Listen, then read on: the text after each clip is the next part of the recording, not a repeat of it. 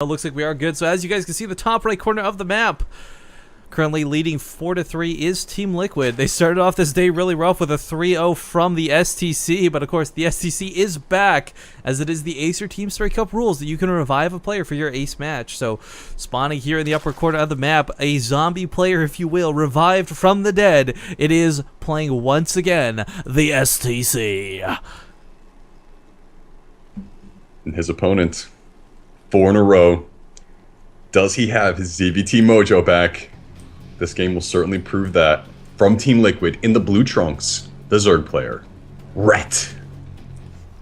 Yeah, you know, I was talking about it before, and I really wasn't kidding, guys. Like, Rhett definitely went through a bit of a spiral where his playstyle suffered while he was cleaning up his life, but now that he's got things sorted, now that he's ready to rock and roll, we see him coming out with powerhouse plays like this, taking on players that I think a lot of players would have assumed maybe, say, 2 months ago would have just raffle stomped him, but Rhett is in such a good spot, he's in such a good place, and it's being shown through statistical wins in today's Acer Teamstory match. It's basically like, I'm going to do the same build every game, and you know it's coming, but can you stop it? Yeah, that's when it becomes so much about skill at that point. Yeah, and number one thing that's contributed to these wins, I think, is that creep spread. You know, we hampered on it the first time, but it just was such a different way to that we saw, you know, say Tilo approach the matchup. Tilo tried to get that creep spread out there, but he couldn't make it happen. Red's just been brute forcing his way out there, forcing the Terrans to build scans, and really just being in the know all the time. His Overlord scouting has been fantastic, and he's just been setting up these transitions real well. I think I understand. He stopped making 100 drones and started making 100 creep tumors. Changing his focus. Ladies and gentlemen, I'm Rifkin. This is Bay Street TV, which means you should know what I'm about to do because we're on Polar Night. This map has what is my personal favorite Easter egg in the game, and I'm sure you guys are getting sick and tired of me pointing it out, but every time we're here, I vowed to show it, and I will once again. Down by Rhett's base, hidden in the throes of ice, if you're a Warcraft 3 fan, or if you played World of Warcraft, you'll know this fella. This dark, brooding guy in the ice. It is the Lich King. Where's a Death Knight to coil him, revive him when you need it? Now, the big question is, Doom, is that Arthas the Lich King, or is that Bolvar the Lich King? Aww. Well, Rifkin, I didn't play World of Warcraft, so I wouldn't be able to tell you. It's okay, I'm just getting my nerd on. Reaper going to be coming out of the STC, coming across the map right now is the first one, second one to follow suit.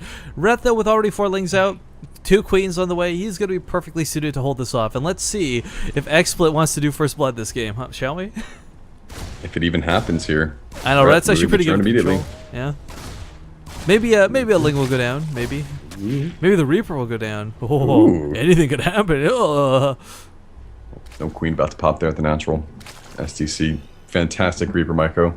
Glad to see him back in the game here, man. He was definitely the player to send out if you're going to send out anyone. Yeah, I mean, starting off with a 3-0, that is a huge accomplishment. But I was going to comment, whoa, closely getting rough here. I was going to say, though, you don't see a lot of players utilize those back rocks in this map. This is something I would assume Zerg players would take advantage of more than anyone else. But you almost never see anyone use those back rocks. 6 health. Got it! Nailed it! Nailed it! Yeah. But anyway, sorry, the point I was making is, like, you've got this giant back door. Of course, it's hard to get around undetected. But as a Zerg player, you've got quick links. You chip this down. Suddenly, you're inside your opponent's natural base, and his defenses are nowhere where they need to be. So, I don't know. I'm still waiting for that one game where someone busts in through the back door. It'll be interesting. Maybe it'll be today, but it seems like such a long attack path. Like it is. That's what makes it difficult. But if you know your opponent's got like 3 bunkers at the front, Widow Mines galore, I mean, it's true. It's quite true. Of course, it is in view of that command center, so he'll see if the hit points do go down. But you know, metabolic boost here, just about to finish up for Rhett and taking his 3rd hatch at the same time. Curious to see if he's going to try to, you know, make a round of lings here and press forward. I don't know, though. Yeah, I think it'll be a bit hard-pressed to do a lot of damage. Of course, lings are... Well, I mean, they're great for the early game skirmishes for, you know, catching killings out in the middle of the field, but one thing I'm worried about is the SCC doesn't really have a wall up here, and Rhett knows this. He's got those 2 barracks, though, so he's going to have units, and just having those units, having that big force there to defend against things like ling run bys, is going to be effective for him, but... Yeah, no wall, that makes it a little more risky, and Rhett's got that Overlord in such a good position to scout out exactly what the STC is doing. But talk about scouting STC. Going to see the third base here for Rhett. Not going to attack it. Not going to trigger Rhett off there. But Rhett sees it, of course, with his Overlord spread, which is fantastic right now. Even moving into the main base to see exactly what's going down. Will he see those 2 extra barracks, though? He's got 1. Just seeing the second one with the reactor is more than enough to kind of tell what's going on. I mean, it's typical, right, in this sort of matchup. But yeah, certainly. Big question is, does a single Viking come out as we saw earlier today, or are we going to see double Medivacs pump units across the field? We'll have to wait a moment and see. Hellions, meanwhile, chipping away at the third base. Rhett, not really in danger of losing this, but it's going to force the Queens to meander over on this way. And actually, someone's making a good point here. I didn't consider this. Rhett is literally on his way to an all-kill. Yeah. And even if he loses this, do we bring him out for a match after that? And whoa, almost getting a Lynx around here. Gonna at least get that Reaper. Oh god, can you imagine Rhett going down and then reviving him like right away? How painful would that be? Why not? Well, actually, I guess they couldn't revive him right away. They would be able to revive him right away. It's 3-4 at this point. Yikes. Yep. This is a very, very impactful game here. compLexity on the back foot, up against the ropes, and really putting all their eggs in the STC basket right now. I love that. That's the best way to describe this, because as silly as it was, it's incredibly accurate. I'm a straight shooter, Rifkin, okay? Well, one of the things I'm worried about is we've seen Major, we've seen the STC, we've seen QX, we've seen a lot of players today try and go for drops while applying Hellion pressure, but it's not worked at any point, at any series. It's currently in Rhett's personal score, 4-0. Look at this Spore Crawler placement. Yeah, Banley's coming in here too, so these Marines are going to be kind of limited on what they can do. Nice stim, though. Yeah, but, Queen's gonna fall. The Baneling connect is too good. Medevac goes down as well, and the STC is going to be forced out of the base. Did get that Queen, though, so small victory there. And Spire will go down behind that. So Rhett really just sticking to what he's good at. The creep spread isn't the monster that we've seen in past games, but he is starting to get that going here up to the north side of the map. Oh god, so many Banelings.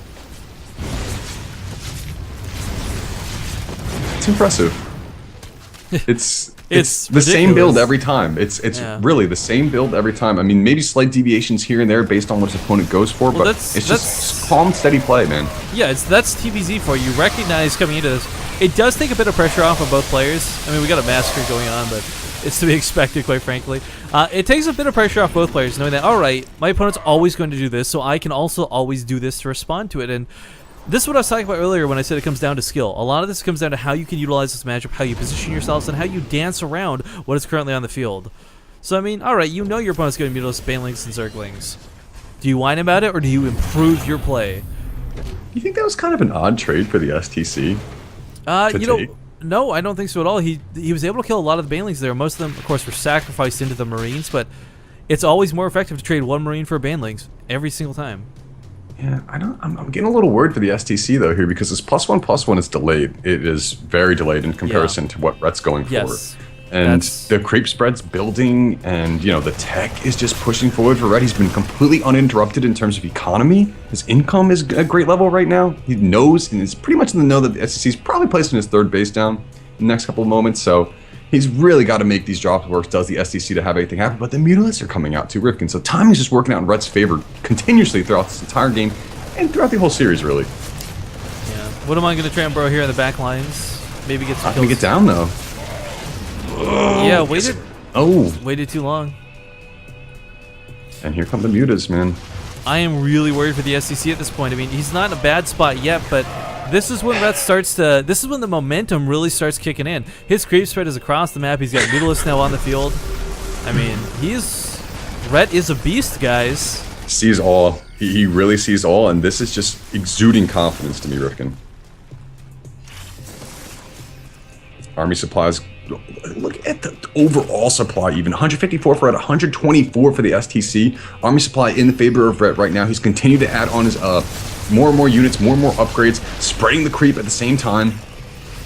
It's everything you want to do as a Zerg player, ladies and gentlemen. Yeah, my mouse got stuck there, guys. You didn't miss much, just killing creep too much. But here comes the army engagement. Banelings are going to crash into this, and yeah, the medevac sadly cannot boost away. boost on cooldown for a few more seconds, so forced to unload, forced to sacrifice the Marines, do what they can.